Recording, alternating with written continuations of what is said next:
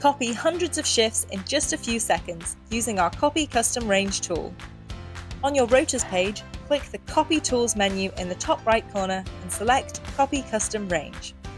You'll then see this pop up. Start by selecting the date range of shifts you'd like to duplicate using the Copy section. Next, choose when you'd like to paste them to. This can be anything up to a full year.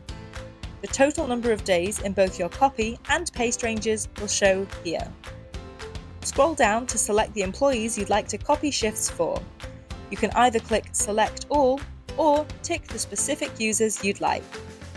You now need to choose what you'd like to do with any shifts that may clash. You can choose to clear the rotas fully before pasting the shifts, overwrite any shifts which clash with the new shifts, move any new shifts which clash up to open shifts, or do not paste shifts which clash. Finally, select if you'd like to copy the days off. These are the grey, non-working days on your rota. Once you're happy with your selections, click Copy Shifts. Your shifts will then be added to your rota in an unpublished state, ready for you to publish and share with your staff whenever you like.